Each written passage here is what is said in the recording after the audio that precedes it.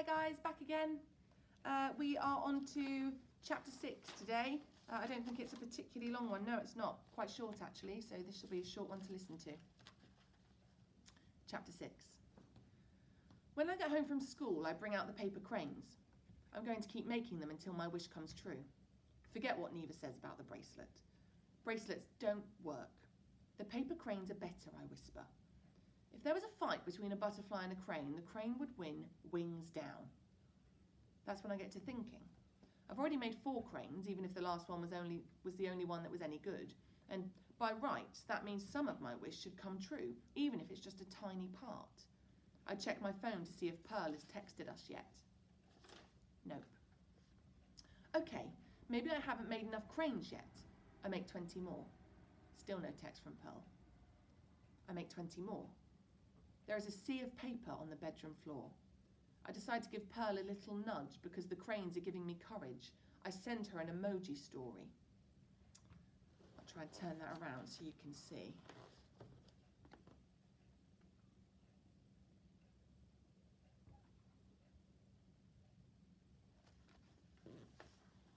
The gist of it is that he wants her to come and join them. Nothing. But I'm not giving up on the cranes yet. And I'm not giving up on Pearl either. My heart feels like a brick under an elephant when I go into the kitchen for dinner. Dad asks why the long face, and Billy says it's because I'm a little horse, which is not even funny. Dad says he ordered the food from Mr. Wong's and helps himself to a dumpling. We're living on takeaways at the moment. Don't get me wrong, I like a takeaway, but not every day. Dad says it's because he can't work the oven. Want some? Asks Dad, swallowing down another dumpling. I can see it pass his Adam's apple.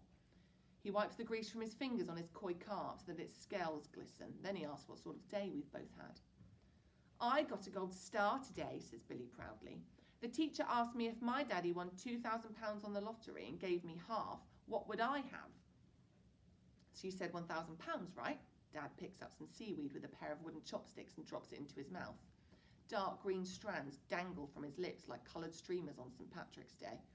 Slowly, he slurps them all in and chews until his teeth are full of green flecks. I said I'd have a heart attack, answered Billy. Dad coughs and punches himself in the chest. Then, just as I'm considering the Heimlich manoeuvre, he smiles and says that Billy did well to get a star for that and he's glad Billy's settling in. Then on the way home from school, I had a good look in the mud and that was even more exciting than the gold star, Billy goes on. I just nod because Billy's always poking about in the mud and I'm so used to it now that I hardly even notice he does it anymore. Plus, I've got a huge secret that I can't tell anyone. He stops playing with a spare pair of wooden chopsticks, long enough to give me a big wink. Billy repeats that he has a secret and winks at me again. He presses so hard on the chopsticks that one snaps. Not liking where Billy is taking this conversation, and because I know that winking is a Snoop secret mission sign, I swing my foot out and Dad suddenly howls like a werewolf. When Dad asks me what that was for, I tell him I was just checking his patella reflex. At his age, you've got to keep an eye on these things. Aren't you interested in my secret? Clearly Billy isn't giving up, even though I'm ignoring him so much he could be wearing a cloak of invisibility. You see, Billy's big secret can only be one thing if it's linked to Snoop. My stomach spins like a paper windmill when I think about how he's going to tell Dad that we went to give Pearl a letter at our old house and now we're sending her emojis. Dad'll flip like a tiddlywinks counter if he hears that. I also ask myself why Billy is bringing this up now, but then I give up asking myself such difficult questions because why Billy does anything is still a complete mystery to me. To stop Billy saying anything else, I tell Dad I need a drink of water, and when he asks why I can't get it myself, I say it's because I'm a little horse. Billy cracks up at that, repeating, "a little horse," over and over. With Dad heading to the sink, I whisper to Billy that he's not allowed to tell Dad about anything we've done with Snoop, or we'll be in big trouble. And by big, I mean Big Ben is a pocket watch size big. Okay, hisses Billy, I won't say a word. He touches his nose to show it's our secret. Remember, we'll never find Pearl if you mention any of this to Dad. He won't want us to be spies. He doesn't seem to want us to find Pearl. Do you understand? You can't tell him the secret. I emphasise the words to make sure Billy is getting me. I hear the gush of water from the tap as Dad fills my glass. But that wasn't the secret I was talking about anyway, whispers Billy. What was with the eye winking then? I stare at Billy. It's our Snoop sign. Oh, hisses Billy. I forgot about that. I just had something in my eye. Probably a bit of mud because I found a snail earlier when we were walking back from school and called him Brian and put him straight in my pocket. Billy starts humming to himself. Then I gave him a new home. What's so secret about that? I ask. The new home's in your bed.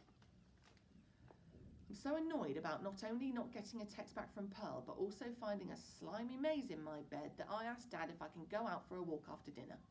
Billy says he wants to come with me, but Dad says he needs a bath. He can't go to school smelly.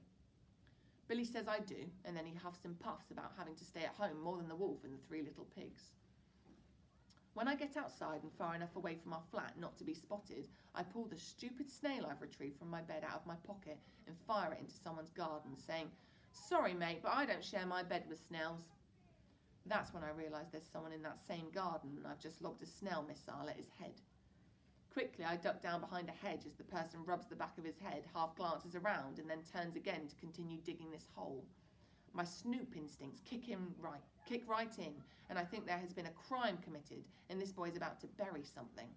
Or someone. I imagine what would happen if, as a snoop spy, I ring the police and say, "Me. I need to speak to an officer about a crime taking place on Chantry Row, Eden Estate, Eden." Police.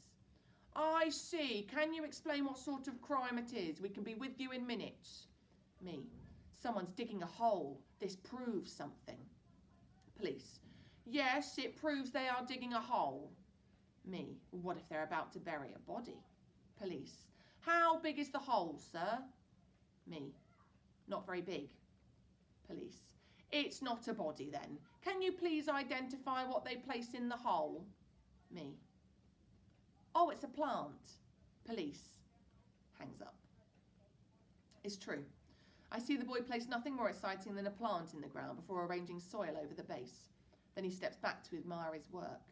That's when I see them properly. His hands. Big ham hands. Realising who the boy is, I gallop away as fast as my legs will carry me. At this stage, I'm wishing I am a little horse. When I get home, Billy's waiting for me, his hair dripping onto a towel round his shoulders. Judging by his scrunched up face, he's not happy.